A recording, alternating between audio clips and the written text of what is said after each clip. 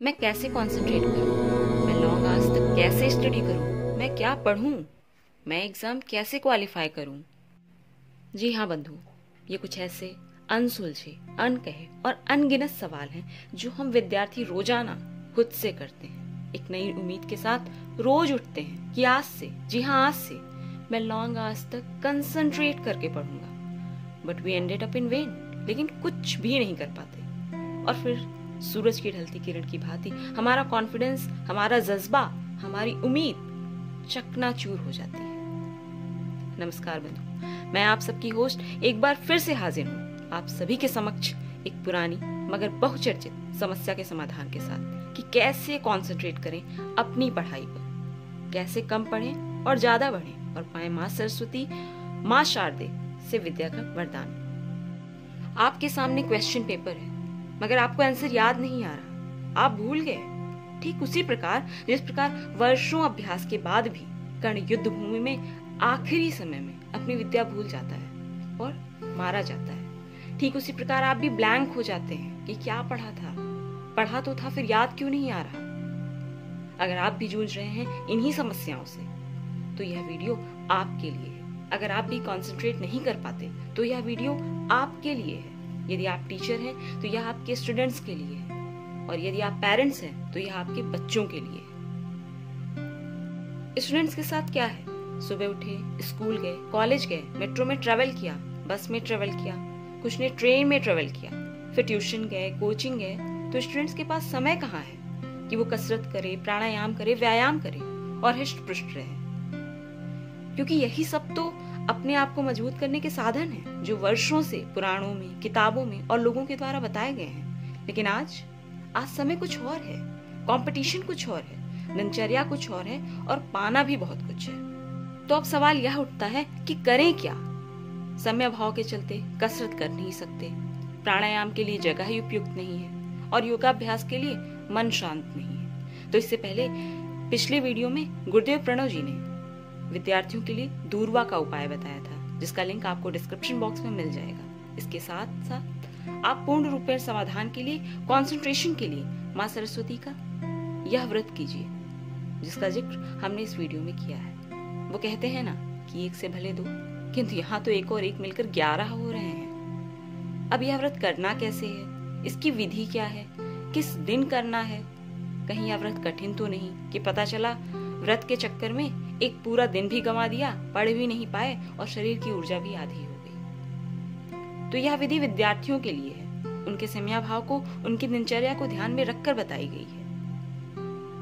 इस व्रत की जीती जागती कई मूर्त हैं जिन्होंने गुरुदेव प्रणव जी के सानिध्य में इस व्रत का लाभ पान किया है। ऐसा ही एक उदाहरण हम आपके समक्ष साझा करना चाहते हैं। अभी 2 वर्ष पहले की बात है। एक विद्यार्थी जो कि होनहार, इंटेलिजेंट, इंटेलेक्चुअल था, जिसने अपने संपूर्ण स्टूडेंट लाइफ में हार का मुख नहीं देखा था, किंतु यूपीएससी ने उसे ऐसा घेरा कि उनका हिमालय जैसा आत्मविश्वास पाताल की गहराइयों में कहीं खोसा गया।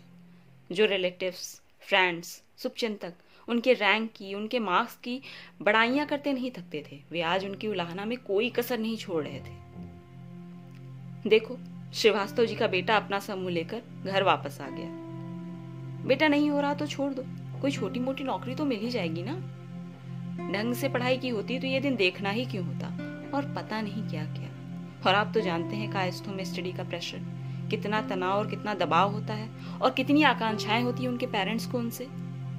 फिर उन्होंने कुछ ऐसा किया कि वर्तमान में वो यूपीएससी के एक अच्छे पद पर कार्यरत हैं। कभी भविष्य में ऐसे कई महान भावों के इंटरव्यू भी हम आपके साथ साझा करेंगे। अब आप सबके मन में एक सवाल उठ रहा होगा कि आखिर एक थका हारा, आत्मनिर्भर व्यक्ति अचानक से यूपीएससी कैसे क्वालिफाई कर गया? उन्होंने ऐसा क्या किया? कोई जप किया, कोई पाठ किया या किसी चमत्कार का सहारा लिया? जी हाँ, बिल्कुल। हम आज गुरुदेव प्रणव जी के सानिध्य में आपकी इन्हीं शंकाओं का, दुविधाओं का और अक्षमताओं का एक और चमत्कारिक निवारण लेकर आए हैं। जैसा कि जो बंधु हमारे सारे वीडियोस देखते हैं, हमसे जुड़े हुए हैं, उन्हें ध्यान होगा कि गुरुदेव प्रणव जी ने कहा था कि प्रकृति कुछ भी निःशुल्क नहीं देती, यानी नेचर कुछ भी फ्री में नहीं देता। जब हम किसी वस्तु का या उपकार का या मार्गदर्शन का या किसी भी प्रकार की सेवा का मूल्य चुका देते हैं तो हम नए कर्म बंधन में नहीं बंधते, यानी किसी के ऋणी नहीं रह जाते। यद्यपि माता पिता का, गुरु का व मार्गदर्शक का ऋण व्यक्ति आजीवन नहीं उतार सकता, परंतु फिर भी हमें प्रयास तो करना चाहिए। तो हम जो आपके लिए नित्य विशिष्ट उपाय ला रहे हैं, इसका भी एक मूल्य है। वह मूल्य किसी धन के रूप में नहीं है। मूल्य सिर्फ इतना सा है कि आपको यह वीडियो अधिक से अधिक लोगों के इनबॉक्स तक पहुंचाना है। फर्क नहीं पड़ता कि वो विद्यार्थी हैं या नहीं, वो ज्योतिष में यकीन करते हैं कि नहीं। आप सिर्फ अपना कर्म कीजिए और फल ईश्वर पे छोड़ दीजिए। आज हर व्यक्ति के व्हाट्सएप कांटेक्ट में 100, 200, 1000, 2000 नंबर सेव होते हैं, तो बस आपको ये वीडियो उन तक शेयर करना है। भाग्य नेत्रम आपसे किसी भी प्रकार के शुल्क की अपेक्षा नहीं करता, यही आपकी गुरुदक्षिणा होगी। ऐसा करने के बाद आप इस व्रत को करने के पूर्ण अधिकारी होंगे। अब बात करते हैं व्रत की। यह व्रत किसी पर्टिकुलर डे, किसी निश्चित दिन का नहीं है, प्रतिदिन का है, क्योंकि माँ शारदा विद्या और ज्ञान के साथ साथ वाणी की भी अधिष्ठात्री देवी है। तो हम नित्य उन्हें कुछ क्षणों के लिए अपनी वाणी समर्पित करेंगे। याद है रामचरितमानस का वो प्रथम श्लोक, वंदे वाणी विनायको, अर्थात तुलसीदास जी गणपति से भी पहले माँ सरस्वती को नमन करते हैं, अर्थात वाणी को नमन करते हैं। तो हम सबको 24 आवर्स में, 24 घंटे में सिर्फ 2 घंटे अपने अनुकूल समय निश्चित करके इस व्रत को देने हैं।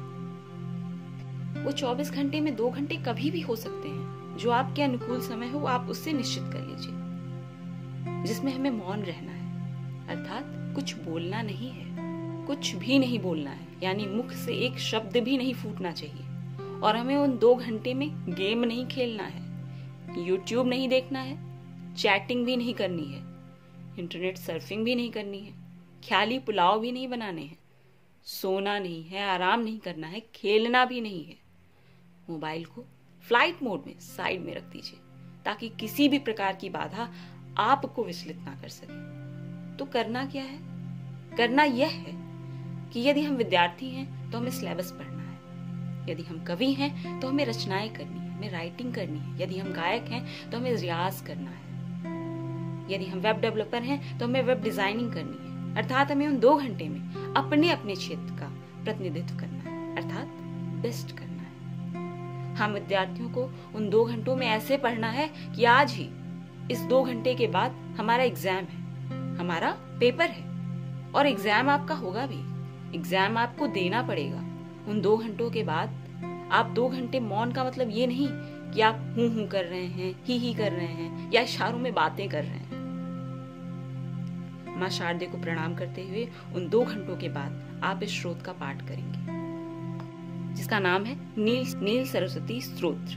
ध्यान से सुनिए, नील सरस्वती स्तोत्र, जिसमें 13 श्लोक हैं, जो बड़े आसान हैं। पहली की पंक्ति मैं पढ़ दे रही हूँ ताकि आपको इंटरनेट पे इसे ढूंढने में कोई समस्या ना हो। घोर रूपे महारावे सर्व शत्रु भयंकरी, भक्तेभ्यो वरदे देवी त्राहि मां शरणागतम। यह आपको नेट पर मिल जाएगा, तो गीता प्रेस गोरखपुर से प्रकाशित पुस्तक देवी स्तोत्र रत्नाकर में मिल जाएगा। इस स्तोत्र का 3 बार, 5 बार, अधिकतम 11 बार, जो भी समय आपके अनुकूल हो, या तो पूजा घर में, यदि पूजा घर नहीं है तो जहाँ बैठकर आप पढ़ते हैं वही आपकी साधना स्थली है, वहीं पर यह स्तोत्र भक्ति भाव से करें। यदि आपके पास माँ शारदे की फोटो हो तो अति उत्तम, यदि नहीं है तो ले लें, क्योंकि बिना तस्वीर के आपके मन में भाव उत्पन्न होने में दिक्कत होगी। कन्याएं मासिक के दिनों में भी कर सकती हैं, सिर्फ उन 5 दिन में इस स्तोत्र का पाठ न करिएगा, सामान्यतः प्रार्थना करके इम्तिहान दे दीजिएगा, बाकी प्रक्रिया सेम रहेगी।